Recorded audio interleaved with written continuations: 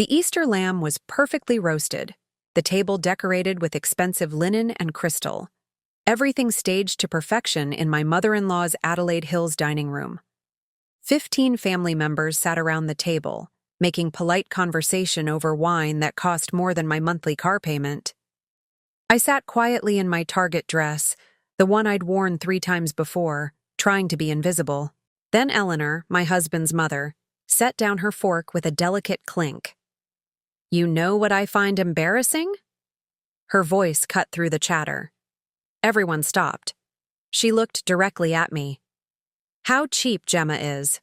Bargain clothes, old car, never contributes anything meaningful. Honestly, Daniel, I still don't understand what you saw in her." The room went silent. My husband's hand froze on his wine glass. His brother smirked. And I just sat there, feeling the heat of humiliation crawl up my neck. But I didn't defend myself. I didn't explain. I just smiled politely and took another bite of lamb.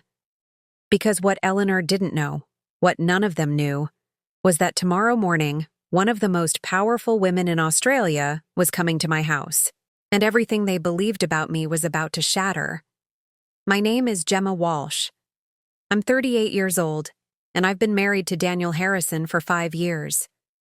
His family is old Adelaide money, the kind that came from shipping and property generations ago. They live in heritage homes, belong to exclusive clubs, measure worth in surnames and postcodes. I, on the other hand, grew up in the northern suburbs of Adelaide, went to public school, worked my way through university. When Daniel brought me home to meet his family, I could see the disappointment in his mother's eyes immediately. I wasn't polished enough. I wasn't connected enough. I wasn't them. Over the years, the comments piled up. Eleanor would touch my sleeve at family gatherings and say, "Oh, this fabric. How practical." She'd ask Daniel in front of me, "Are you sure Gemma's working? She never seems to contribute to the household." His sister-in-law, Fiona, married to Daniel's wealthy older brother, would talk about her interior designer, her personal trainer, her luxury holidays, then turn to me with pity. "It must be nice not having career pressure, Gemma. Just existing." I never corrected them, never explained. Because the truth was complicated, confidential, and frankly, none of their business. If you've ever been judged by people who never bothered to know the real you, this story is for you. And before we go further, I'd really appreciate it if you could hit that subscribe button. It means everything, and trust me, what's about to happen will blow your mind. The thing about my job is that I can't talk about it. Not casually, not at dinner parties, not even to most of my friends. I signed non-disclosure agreements thicker than phone books. My work phone is encrypted, my calendar is coded, and the person I work for values discretion above almost everything else. I am the executive assistant and chief of staff to Dame Catherine Langford. If you don't recognize the name, you're not paying attention to Australian power structures. Dame Catherine is a former ambassador, current advisor to 3 federal ministers, sits on the boards of 2 ASX-listed companies, and runs a philanthropic foundation worth over $2 billion. She's been named one of the most influential women in the country 5 years running. She advises prime ministers, dines with international leaders, and shapes policy that affects millions of people. And I organize her life. I manage her schedule, screen her correspondence, coordinate with government officials, prepare briefing documents, travel with her to confidential meetings. I've sat in rooms with premiers and CEOs. I've organized dinners where trade agreements were negotiated. I've drafted speeches that have been delivered to Parliament. My salary is $320,000 a year, plus bonuses, plus travel allowances. I have access to private jets, 5-star security, and information that would make headlines if it leaked. But you'd never know it by looking at me. I drive a 12-year-old Mazda because I don't care about cars. I shop at Target because their clothes fit, and I'm not trying to impress anyone. I live in a modest home in Prospect because it's close to work, and I value space over status. Eleanor Harrison had decided I was cheap, unsuccessful, a burden on her son. And I let her believe it, because I wanted to see if she'd respect me as a person, not as a position. Spoiler, she didn't. Daniel knew what I did, broadly. He knew I worked for someone important, that I traveled occasionally, that I made good money. But he didn't know the full extent because I compartmentalized. Work was work. Home was home. And his family was a category I'd given up trying to fit into years ago.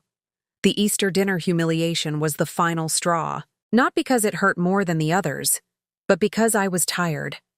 Tired of being small. Tired of protecting people who didn't protect me. That night, after Daniel drove us home in silence, I told him everything. About the years of comments. About feeling invisible in his family. About being called cheap by a woman who'd never worked a day in her life.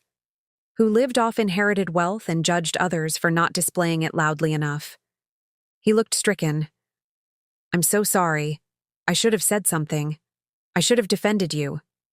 "Yes," I said simply. "You should have." The next morning, I woke to a message on my encrypted phone. Dame Catherine needed urgent edits on a confidential briefing document I'd been preparing. She was in Adelaide for a closed-door meeting with the Premier and wanted to review it in person. "I'll be in your area around 10. Can I stop by?" I confirmed. Then I texted Daniel, who was already at work. "Your mother's coming over this morning to drop off that casserole dish. Just so you know, my boss is also coming by to pick up documents." He replied with a thumbs up, not understanding the significance. Eleanor had called that morning, insisting she needed to pop by to return a dish and have a little chat about the house. Code 4, criticize my decorating choices and offer unsolicited advice. At 9:45, Eleanor arrived. She swept into my modest living room, eyes already scanning for things to judge. "Gemma, darling, we need to talk about your curtains. They're very budget." I was at the dining table, laptop open, reviewing documents. "Eleanor, I'm actually working. Can this wait?" She laughed, that particular laugh that said she didn't believe I did real work. "Oh, of course, your little job. I'll just wait." She sat on my couch, pulling out her phone, settling in. 10 minutes later, a black SUV pulled up outside. Then another. Eleanor glanced out the window, frowning. Who on earth? The doorbell rang.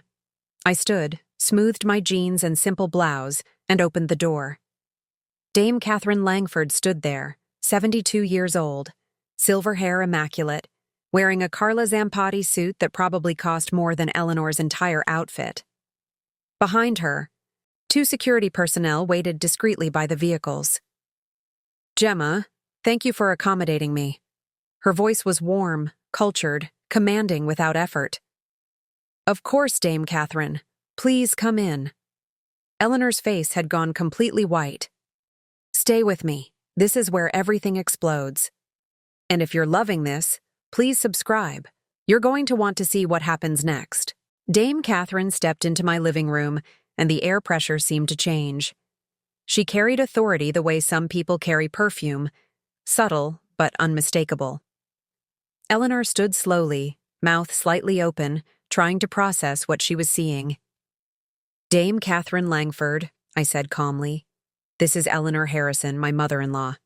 Eleanor, this is Dame Catherine, my employer." Eleanor's hand shook as she extended it.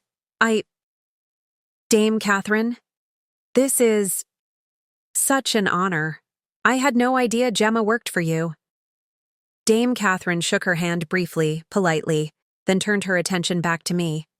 "Do you have the briefing documents?" I handed her the folder. She flipped through it quickly, eyes scanning with the speed of someone who processes information for a living. "Excellent work, as always. Your analysis of the infrastructure implications was particularly sharp." She glanced at Eleanor, who was still standing there, frozen. "You must be very proud of Gemma. She's indispensable. I've had 12 assistants in my career, and she's by far the most capable. The work she does requires discretion, intelligence, and extraordinary organizational skill. Frankly, I don't know how I'd function without her. Eleanor's mouth opened and closed like a fish. Dame Catherine continued, oblivious to the bomb she was dropping. Last month, she coordinated a tri-state consultation in 48 hours that most people would have needed 2 weeks to organize. The premier specifically asked to work with her again. She turned back to me. I'll have these reviewed by noon. Can you be available for a call at 2? Of course. Wonderful. Thank you, Gemma. She nodded to Eleanor. Lovely to meet you, Mrs. Harrison. And then she was gone, the door closing behind her, the SUVs pulling away smoothly. The silence that followed was suffocating. Eleanor stood in my living room, face cycling through expressions: shock, confusion, embarrassment, panic. You work for Dame Catherine Langford. Her voice was barely a whisper. Yes. As her, executive assistant. Chief of staff, technically. And you've been doing this for how long? 7 years. She sank back onto the couch. Why didn't you tell us? I sat across from her, hands folded. You never asked. You assumed I was unemployed or working some menial job. And I let you, because I wanted to see if you'd respect me without knowing who I work for or what I earn. Eleanor's eyes filled with tears. What do you earn? The question was crass, but I answered anyway. Over $300,000 a year, plus bonuses. She put her hand over her mouth. My God. Eleanor, last night you called me cheap in front of your entire family. You've spent 5 years making me feel like I'm not good enough, like I'm a burden on Daniel, like I don't contribute. And you did it without knowing a single thing about my life. She started crying. Real tears, not the performative kind. I'm so sorry. I had no idea. If I'd known... That's the problem, I interrupted gently. You should have respected me whether you knew or not. I'm your son's wife. I've been nothing but kind to you. And you treated me like I was worthless because I don't perform wealth the way you do. She nodded, mascara streaking. You're right. I was awful. I judged you based on things that don't matter. They matter to you, I said. And that's sad. The door opened. Daniel came in, having left work early after I texted him. He saw his mother crying on our couch and looked between us. What happened? Eleanor stood. I need to go. I need to think. She left quickly, still crying, not meeting Daniel's eyes. He turned to me. What did I miss? I told him everything. About Dame Catherine's visit. About Eleanor seeing the truth. About the confrontation. He sat down heavily. I should have protected you from this years ago. Yes, I agreed. But you can start now. Here's where it gets real. Stay with me. The best part is still coming. And don't forget to subscribe if you haven't yet. That evening, Daniel called his mother. I could hear his side of the conversation from the kitchen. Firm, clear. For the first time in our marriage, not trying to keep the peace. Mom, the way you've treated Gemma is unacceptable. Not just last night, but for years. She's extraordinary, and you've made her feel small. That ends now. Eleanor tried to respond, but he cut her off. No, I'm not finished. You owe her a real apology. Not because of who she works for, but because she's my wife, and she deserves respect. If you can't give her that, then we need distance, silence, then quieter. I love you, Mom, but I love her more, and I should have said that a long time ago. When he hung up, he came into the kitchen and held me. I'm sorry it took me this long. I leaned into him. Better late than never. 3 days later, Eleanor invited us to lunch. Just the 3 of us at a quiet cafe in Norwood. She looked smaller somehow, less polished. Gemma, I've been thinking about what you said. You're right. I judged you based on superficial things because I was raised to believe that's what mattered. Status, appearance, display of wealth. She folded her hands. But I was wrong, and I'm deeply sorry. Not just for Easter, but for 5 years of making you feel unwelcome. I studied her. Do you mean that? Or are you apologizing because you found out I work for someone impressive? She met my eyes. Both, if I'm honest. But mostly the first. Seeing Dame Catherine, seeing how she spoke about you, made me realize I'd been blind. But even if you worked at Woolworth's, I should have treated you better. You're kind, patient, you make my son happy. That should have been enough. It wasn't perfect. It wasn't a movie moment. But it was real. Thank you, I said. I appreciate that. Over the following months, things slowly changed. Eleanor made an effort. She asked about my work, within the boundaries of what I could share. She stopped commenting on my clothes. She invited me to things without Daniel, actually wanting my company. Fiona took longer. She struggled with the shift in dynamics, with realizing the woman she'd pitied was more successful than her. But eventually, even she came around. Family dinners became less performative, more genuine. And when Eleanor introduced me to her friends, she said, "This is Gemma, my daughter-in-law. She's wonderful."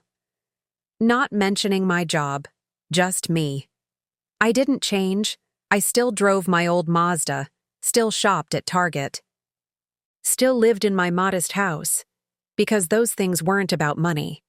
They were about values, about living in a way that felt authentic rather than impressive. Dame Catherine once told me, "The people who need to announce their wealth are usually the ones who fear losing it. True security is quiet." I'd taken that to heart. My work continued. I traveled with Dame Catherine to Canberra, to international conferences, to private meetings that would never make the news but would shape policy for years. I prepared briefings that landed on ministerial desks. I coordinated events where billion-dollar decisions were made, and I did it all quietly, professionally, without needing external validation, because the work mattered, the impact mattered, and I was good at it. One evening, about 6 months after the Easter incident, Daniel and I were having dinner at home. He looked at me across the table. "I'm proud of you, not because of your job, but because of how you handled all of this.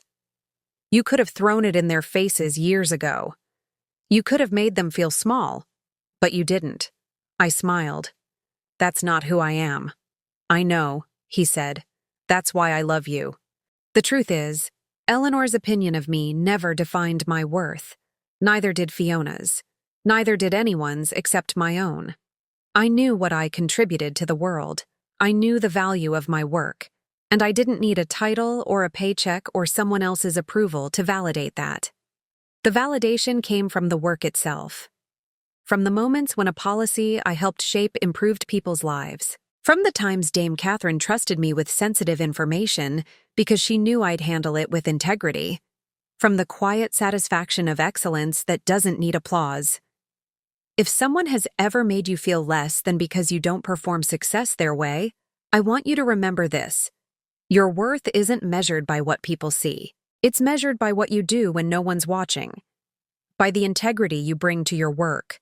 By the values you refuse to compromise.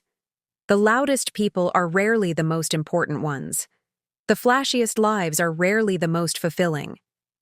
True success is knowing who you are and living accordingly, regardless of who's paying attention. What do you think? Did Eleanor deserve forgiveness? Should I have exposed the truth sooner? Drop your thoughts in the comments. I'd love to hear your story. And if this resonated with you, please hit that subscribe button. More real, powerful stories are coming your way. Thank you for being here with me. And remember, cheap isn't about what you spend. It's about what you value. And I've always valued substance over show.